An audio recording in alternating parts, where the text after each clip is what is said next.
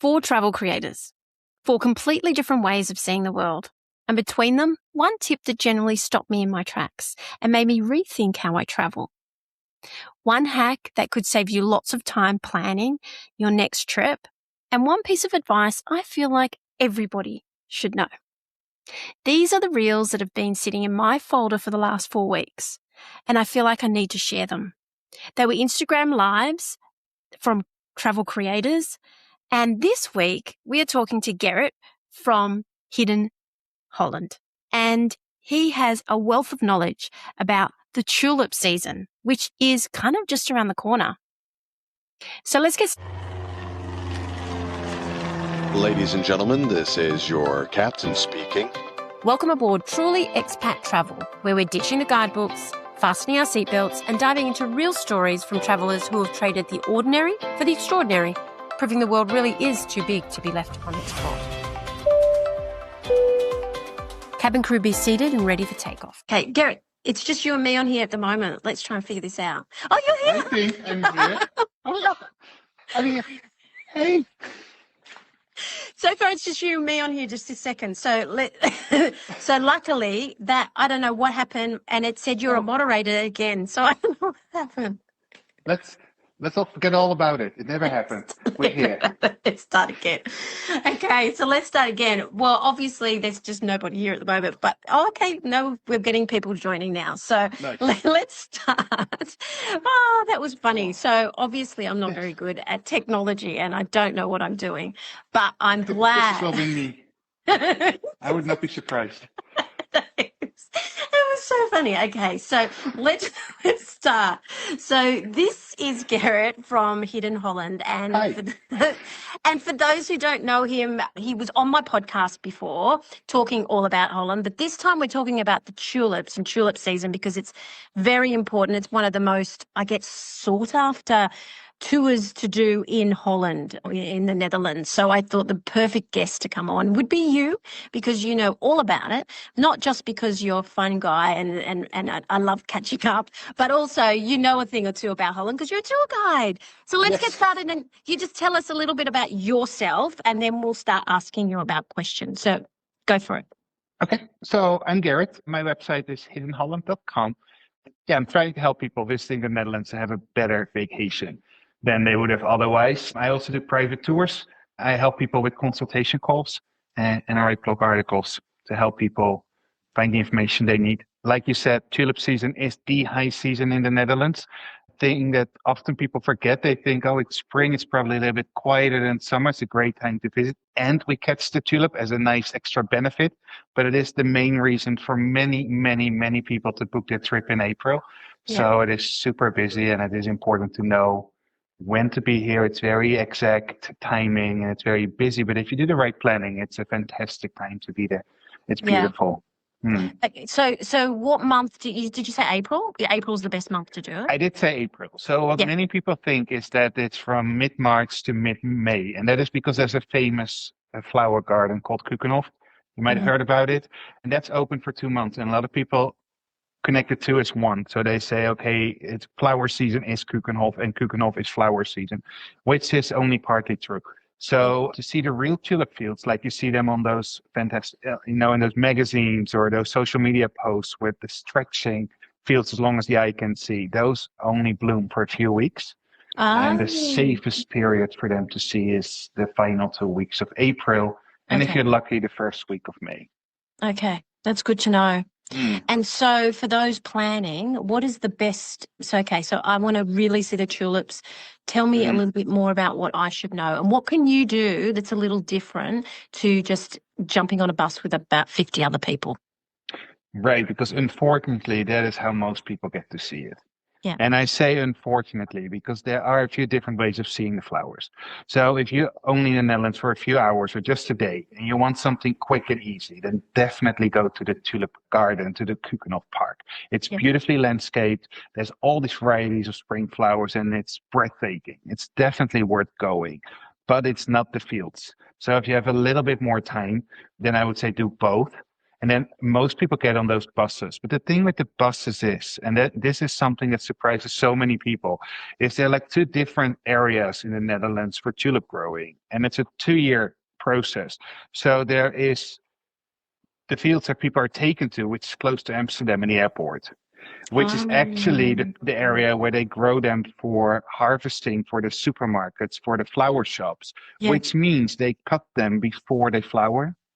So most of the fields are green. You don't see a color at all. And there are patches of colors. There are some tulip growers there for testing, for example, or tourist companies like bus companies who pay those farmers to let them bloom instead of harvesting them. Yeah. But these are smaller fields, and there are hundreds of people coming with multiple buses, and you're just fighting for that selfie image, that everybody tries to get. Yeah. Then there's also the large production fields, the one that you see, with those drone photos and footage and all of that. And those are the ones that you want to see. But those are about an hour to an hour and a half away from Amsterdam. And the tour buses usually do not go there. But if you make the effort to get out there, that's when you get to see the really, really beautiful fields. Okay. And you can take people to those? I can take people there. So I have a few different tulip tours that I do. I take people to the Keukenhof garden. What I like most is take them first to the gardens because it is incredibly beautiful. And then we drive out for the rest of the day to those beautiful tulip fields far, far away from the tourist buses. It's usually just us, like our group at the tulip field. Maybe there's another local cycles by or drives by, but that's it. It's truly like you get both the best of both worlds in the same day. So that's a tour that I really, really love. Another one that I do is behind the scenes, which is also kind of really fun. You need to get up very early for that. So I warned right in front. But then we go to the flower auction. It's the largest flower auction in the world. And you see actually all those tulips and all the flowers being traded. And there are millions of them. And they pass you by right under you. And so I guide people there first. And then we go to the tulip field. So you kind of get to see how they're grown and then how they're being traded. So those are two really cool tulip tours that people do not get to see when they're on the bus. So and of course I can make days also custom. So if you have only time for the tulip fields, or you only you have a couple of hours, then we can do that too. And if that's not something, because it's not for everybody, then another way to see is to rent a car and go see them on your own. Although you have to deal with foreign traffic and have to be comfortable with that, and it's quite busy in the Netherlands. So those are the two ways to do it. It's a little bit more effort, but it's very rewarding if you make the effort. Wow, how exciting.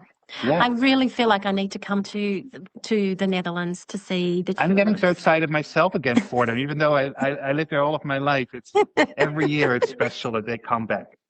And it's always fun to be in those fields. It's so colorful, and there's just like colors pop around you all over. It's so pretty. Is it warm there at that time of year? Like, am I taking a jacket with me if I come? So this is something good to keep in mind. So a lot of people ask me, but how can we time it? Because you say it's only 3 weeks and it's nature. So how do we time it correctly? And that's very difficult. So if you truly, truly want to see it, come in the last week of April, the final week of April. And that's a very short window, and it's also King's Day, and so that can be fun for people. It also adds more crowds and also higher prices. But that week is like the golden week, then it's almost 100% sure that tulips. And otherwise, keep in mind a little bit of the weather reports in the months before. Like, for example, now we have kind of a cold winter in the Netherlands, which usually means they flower a little bit later. So then instead of like half of April, it might be 3, 4, 5 days later. And last year we had a very warm winter, and then it was all over at the beginning of May. Like I think it was the 1st or 2nd of May that they started to cut all the flowers. So that you book them the 5th of May, you're out of luck. Yeah. So you kind of need to plan this pretty carefully. Okay. And so if someone comes and they're booked in to see the tulips, but they've already been cut, what's another option for them to go for a tour with you? So with a tour with me, there's many options we can do. There's so many beautiful places in the Netherlands that people never get to know about because they only visit Amsterdam. So I love to take people on a countryside tour. Lots of people have kind of an idea about places. They heard about names. There's like a classic tour, and of course we can do it too. And if we do it together, instead of the tour buses, we still get to see the tourists, but I can take you away from it. I can go a few streets backwards and I can show you more local things. But I also, if people are open for it and they trust me, then I really would love to take them to my Netherlands kind of tour and take them to towns and places that the tour bus never touches, but are really, really pretty. So that's the thing we can do. Another tour that's very popular is to go to the Krullenmuller Museum. That's a museum in the middle of the country, about an hour and a half away from Amsterdam. Yeah. It's in the middle of a national park, and therefore it's kind of difficult to get there, but it also makes it so special. It's a completely different experience to experience art in nature than it is in a city. So those are things that I love to take people to. And with the flowers, I cannot do much with the flowers anymore once they're cut. Of course, you can always visit the Keukenhof Gardens. It's always open a few weeks longer. Okay. But if people are a little bit too early, there are other spring flowers that also are being grown on a commercial scale, which is also incredibly beautiful. So hyacinths, dandelions, all of those types of flowers. Yeah. So we can always do that as an alternative. So we can definitely see flowers. Yeah, and I always try, if I can still help people move a few days in their schedule to move it in the right, window. And the best way to get in touch with you if they want to come on a tour? If they want to come on a tour with me, and especially in April, do it sooner than later. And I'm not saying that because I want my tours booked. It's actually, it's so busy. Just in the last 24 hours, I got already 3 days filled. And when I'm booked. And it's a short window. So right now, I think I'm about halfway already booked, and it's only February. Yeah. And a lot of people wait until the last week to see the weather report, and then they try to book, but then 99% it's already booked. Yeah. So book it. We make it fun, rain or shine. I always find alternatives and fun things to do, even though the weather's not the greatest. Sometimes it's even prettier because you get the more dramatic skies if there's clouds and everything. So it's not a bad thing. The best way to do it, go to my website, hiddenholland.com. There's a button, there's like a menu on the top right that says book a private tour with me.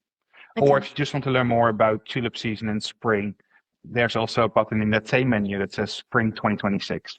And when you click it, you get all of my content around it. That's the easiest way. Okay. But they also can call you up for a consultation as well? Yes, absolutely. So I also offer consultation calls. Thanks for bringing that up. That is something I love doing because then I can really go personal. When I'm talking to you and I see your personality, I can usually pretty quickly figure out what things are truly interesting to you. Or when it's like a massive museum you want to go visit, most people want to go to the Van Gogh and the Rijksmuseum. There's so many rooms, like which are actually the ones that you personally like, or what fits in your schedule, or all of these things, where you're traveling from, and then I can really personalize my advice for people that end up booking a tour. Those costs are included in the tour price. So I take it. I take the cost off from the private tour cost. And if you end up not wanting a private tour, but just want to fine tune your itinerary and make sure the timing is right, there's not too much on there, but also not too little. If it actually fits with you, then of course you can also book it as a separate service. And we take 90 minutes. And in those 90 minutes, we walk through the plans you already have. We create new ones if you don't have them. I can give you local recommendations. I can give you things that I love to go to that are away from the tourist streets, that are away from the TikTok videos, but where we Dutch people actually go to. Yeah. So those are things we can do in a call like that. And in 90 minutes, we have plenty of time with that. And then at the end, I will send you a summary of everything we talked about and a video recording so you can go back in and like, what did he say? Perfect. Trying to make your vacation just a little bit more local. And do you have any other tips before we head off for anyone that's wanting to come at the tulip season? Make sure, again, timing have to absolutely right. Try to do a little bit of research on how to make great photos with tulips. It's kind of a little bit of technique with a wide angle, and it's really thrown upon if people walk in the flower fields, which unfortunately happen quite a lot. And especially in the touristy areas, they start to close off areas so people cannot get there anymore. Because these are working farms. Those people work a whole year to get their crop like it is. And then it cannot be trampled by somebody who just want a pretty photo. So that's something to really take into mind. I have a selfie photo guide that could do's and don'ts in the tulip fields on my website. So that's something I would check out. Yeah. And then, really try to figure out, because there's so many smart things you can do. There's so many tips on Facebook Reels and with photography to still make amazing photos, even if you stand on the sidelines. Yeah. So that would be a tip that I would like to give people. Perfect. And dress in layers, because it's the Netherlands. Yeah. You're not the Mediterranean. It's beautiful, but it's still with the Netherlands. Excellent. Thank you so much for coming on. That was fun. Thank you so much for inviting me. We finally got on. I really need to perfect it. I need to understand what I'm doing wrong. So I think I needed to invite you. I think it makes two of us. That's completely fine. And you need to come over and we need to do the tulip fields together. Yes, Very soon. Yes, I really want to do it. It's definitely on my bucket list. And I definitely have you as my guide. Okay, I'll speak to you soon. It was fun. No worries. See ya. Bye. Bye. Thank you for joining me on the Truly Expat Travel podcast. If you liked this episode and you found it valuable, then why don't you go ahead and like and subscribe so that you don't miss an episode moving forward. I've got some amazing guests and some fantastic destinations coming up. But if this is the episode and this is the destination that you really want to go to, then I suggest you head over to trulyexpattravel.com, where you'll find travel guides and deep dive into this sort of destination. If that's not what you want and you can't find an episode that is a destination you want to travel to, then head over and follow me on Facebook, Instagram, and TikTok, because I'm pretty sure you'll find something there. In the meantime, safe travels, and I'll see you next week.